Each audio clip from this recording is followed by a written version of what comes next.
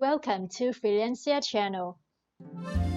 If you know who is Ho Chi Minh, also known as Uncle Ho, you will agree that he is one of the most respected leaders of Vietnam. But did you know about his outstanding language skills? Many sources say that Ho Chi Minh can speak French, English, Chinese, Italian, German, and Russian. Based on the times he visited all the countries and the times he welcomed diplomatic missions in Vietnam, we think he also knows all the languages, including Thai, Spanish, Arabic, and languages of ethnic minorities in Vietnam. In today's video, we are going to demonstrate Ho Chi Minh's language abilities. Firstly, let's hear the methods he shared about how to learn foreign languages. Đây là bác cũng nói là cái kinh nghiệm cá nhân đấy.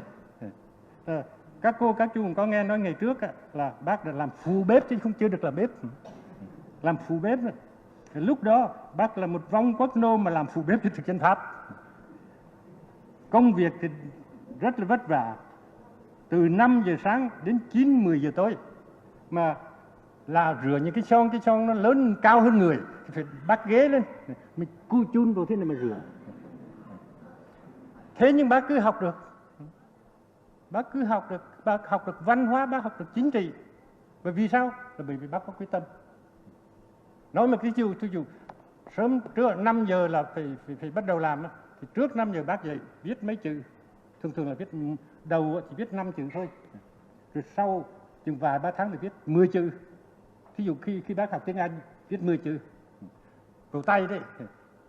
Thế là vừa làm vừa học tối thế là thuộc được 10 chữ.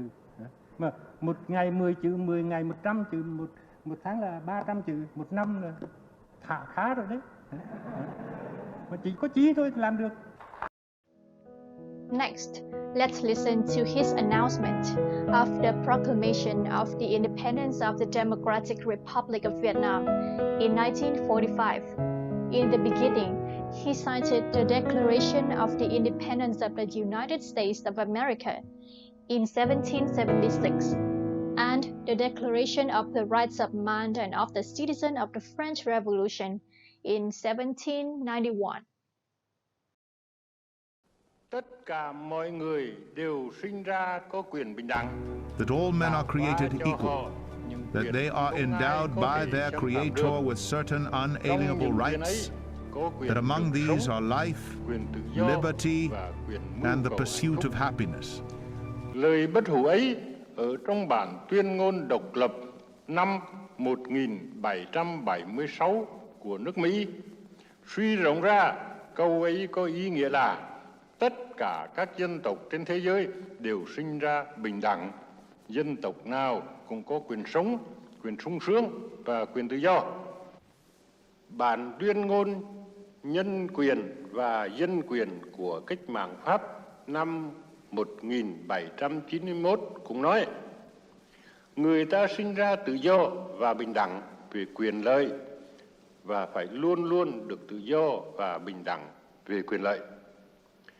Đó là những lẽ phải không ai chối cãi được.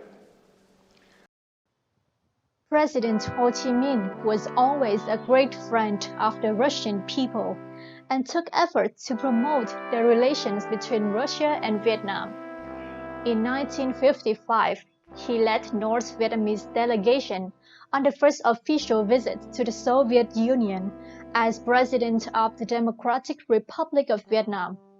At the Kremlin Palace, he signed the first agreements on the Soviet Union's economic and technical assistance to Vietnam, setting the foundation for the relationship between the two countries in the fields of economy, science, and culture.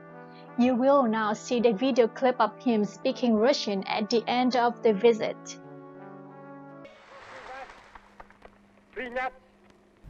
Xin chuyển tới các bạn lời thăm hỏi chân tình từ nhân dân Việt Nam.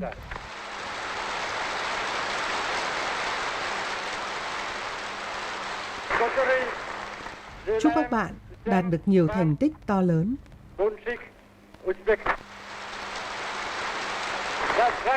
Đảng Cộng sản Liên Xô muôn năm.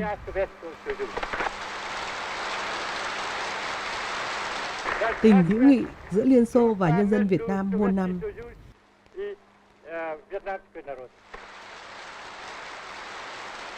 Hòa bình trên toàn thế giới muôn năm. Thưa các đồng chí và các bạn thân mến, nhân danh Đồng chí Hồ Chí Minh, người dẫn đầu đoàn đại biểu nước Việt Nam Dân Chủ Cộng Hòa, trong lời phát biểu chào mừng của mình đã chuyển lời chúc mừng nồng nhiệt nhân ngày lễ trọng đại kỷ niệm 40 năm Cách mạng tháng 10 Nga, nhân danh Trung ương Đảng Lao động Việt Nam và Chính phủ nước Việt Nam Dân Chủ Cộng Hòa, cùng toàn thể nhân dân Việt Nam, giai cấp công nhân và nhân dân Việt Nam, tôi xin gửi đến đồng chí và nhờ các đồng chí chuyển đến nhân dân Liên Xô lời chúc mừng nhiệt liệt nhân kỷ niệm năm thứ 40 Cách mạng tháng 10. Tình hữu nghị Việt Xô đời đời bền vững, chủ nghĩa cộng sản muôn năm. Mỗi lời nói sinh động ngân vang của đồng chí Hồ Chí Minh thật là quý giá đối với chúng ta. Tôi xin phép được chúc Đảng, Nhà nước và nhân dân Liên Xô đạt được nhiều thành tích chói lọi.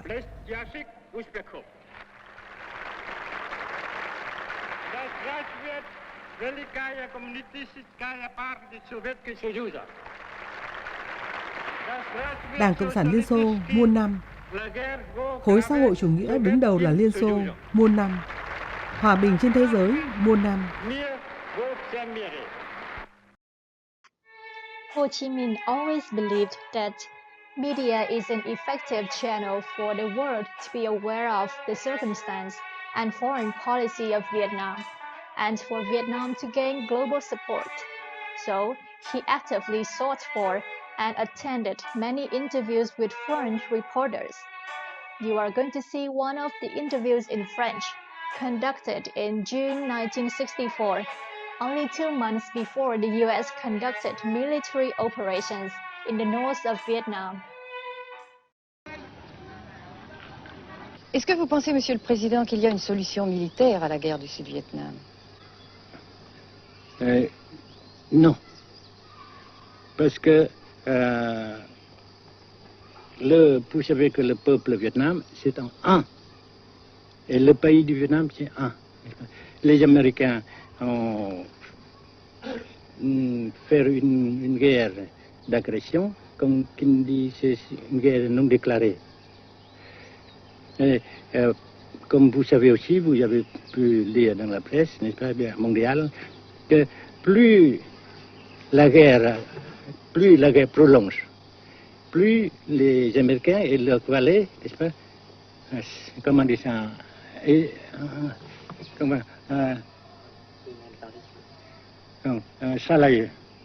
s'enliser, et plus ils supportent des échecs, comme vous savez récemment, n'est-ce pas. Par conséquent, la guerre ne peut pas durer éternellement.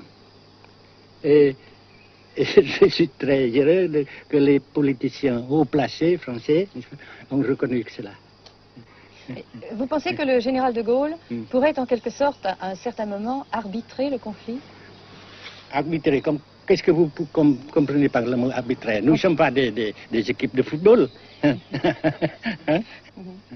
Mais au-delà des accords de Genève, si je ne me trompe, une idée du général de Gaulle est la neutralisation de tout le sud-est asiatique. Est-ce que c'est une idée qui vous semble intéressante? Comme j'ai déjà dit quelquefois, c'est une idée intéressante. Mais ça dépend encore, n'est-ce pas, de la volonté de ces peuples et la manière comment on procède à réaliser. C'est une grande question, n'est-ce pas? Et je ne peux pas dire que je suis d'accord. Et je ne dis pas que je ne suis pas d'accord, n'est-ce pas? Mais parce que vous dites par exemple fleurs. Fleurs, il y a beaucoup de sortes de fleurs. Il y a des roses, il y a des blanches, des rouges, etc. Et il y a qui sont bons et d'autres qui ne sont pas bons. Mais on dit fleurs. Monsieur le Président, nous avons constaté avec chagrin qu'au cours de notre voyage au Nord-Vietnam, que l'influence française était devenue à peu près inexistante dans votre pays. Les moins de 25 ans ne comprennent plus du tout le français. Et je me demande si, à votre idée, des rapports peuvent se rétablir tels que la France continue à jouer une sorte de rôle culturel ici.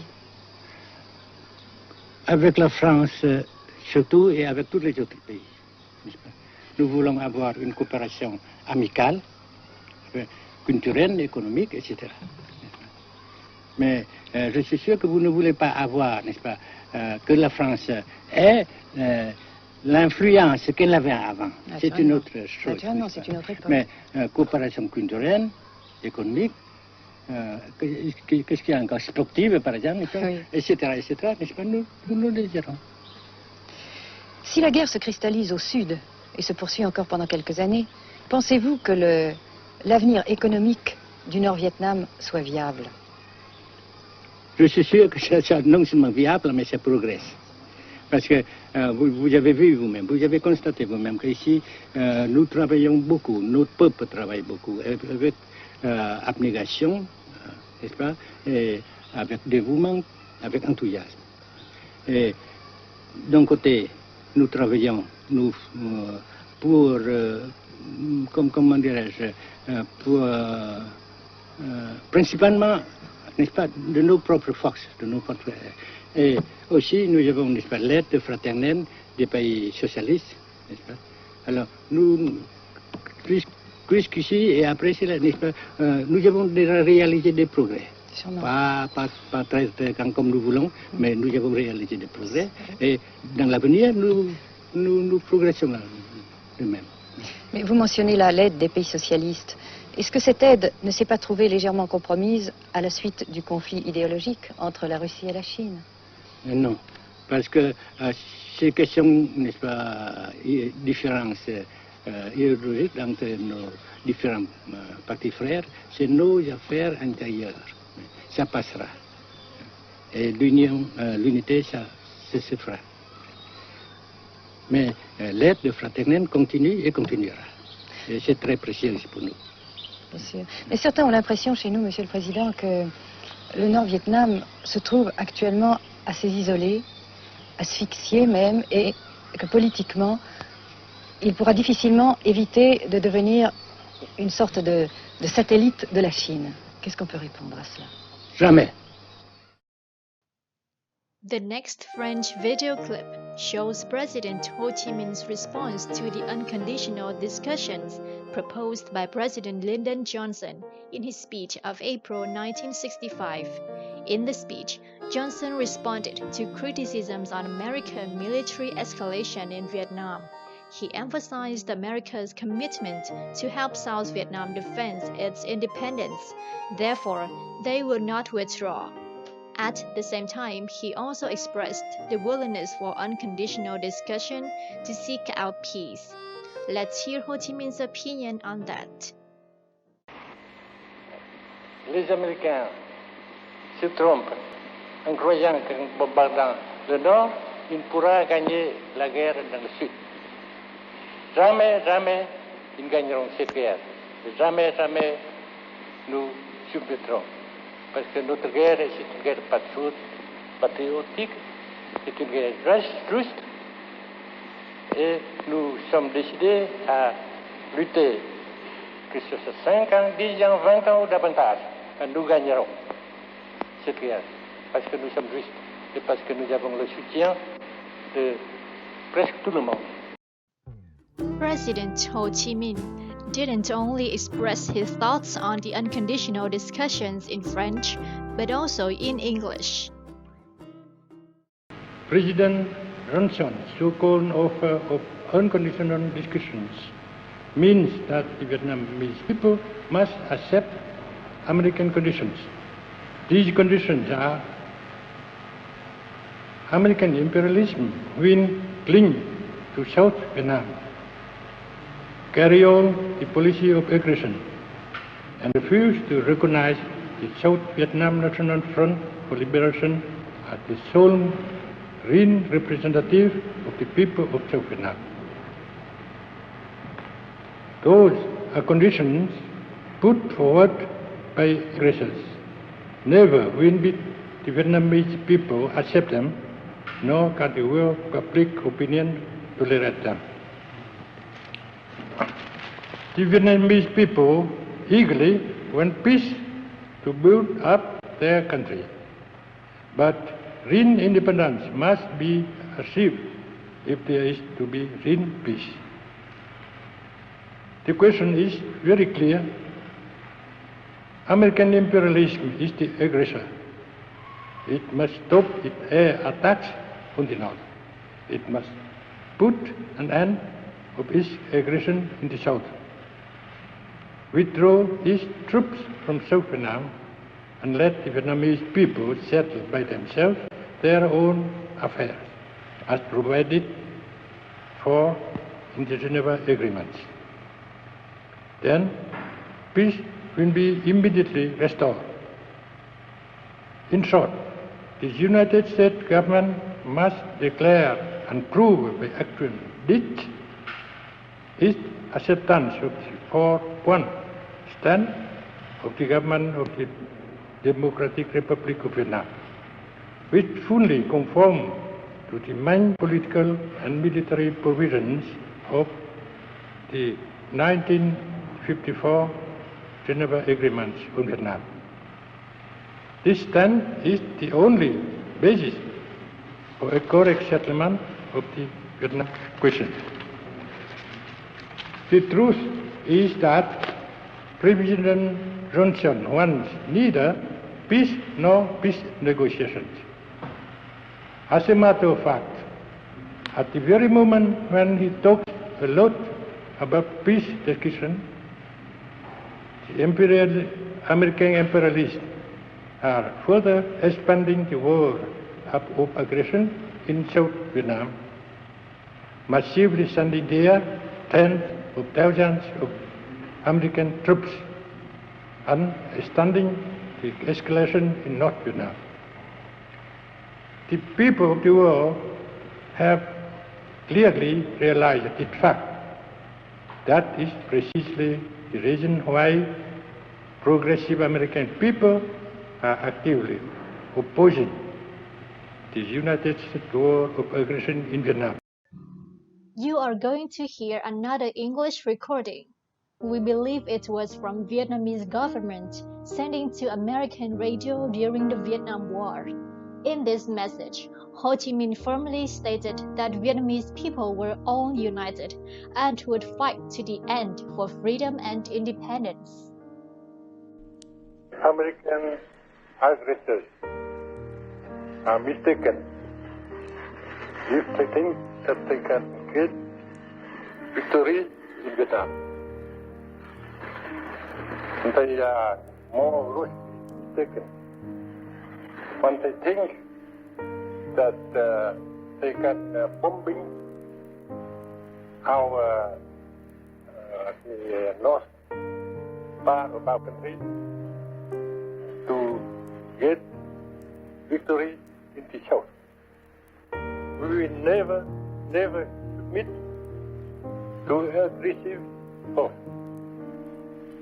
We will fight to the end, and we are sure that the popular world throughout now can be victorious.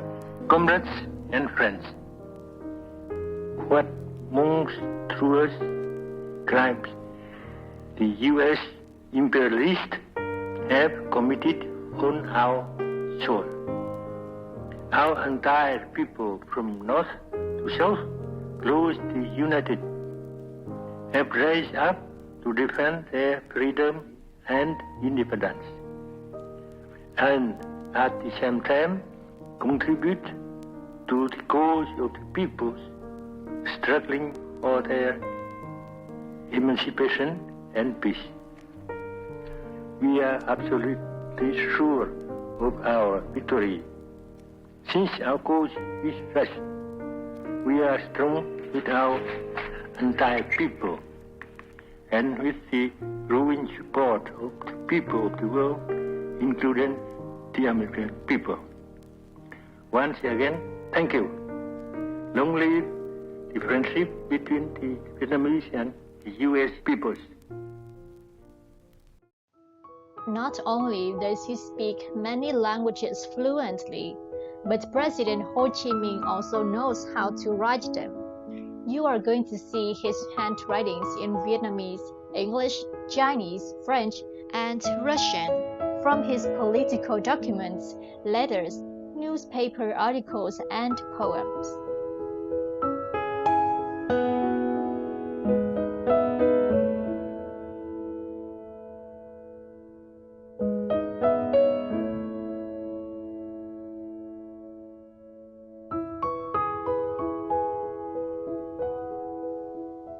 If you enjoyed this video, please click the like button and subscribe to our channel for more videos on interpretation, translation, and languages.